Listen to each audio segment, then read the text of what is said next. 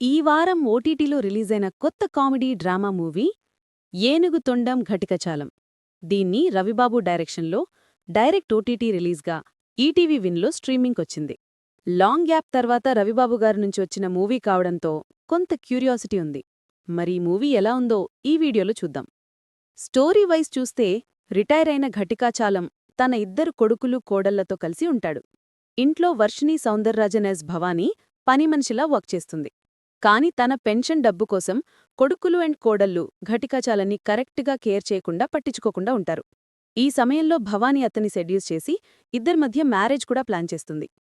కాని సడన్గా ఘటికాచాలం చనిపోతాడు. అతని డెత్ తర్వాత ఏం కాంప్లికేషన్స్ వచ్చాయి?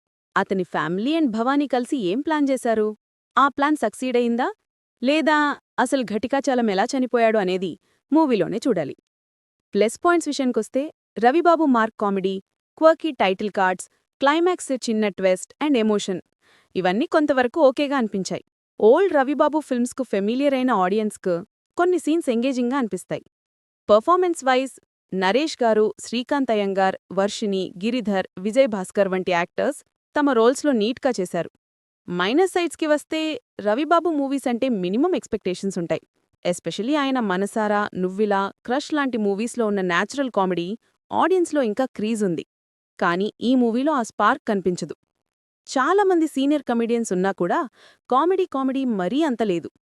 స్టోరీ కూడా హైలీ ప్రెడిక్టబుల్ కావడం వల్ల సీన్స్ ఫ్లాట్గా అనిపిస్తాయి. మొత్తం మూవీ రెగ్యులర్ అండ్ రొటీన్గా అనిపిస్తుంది.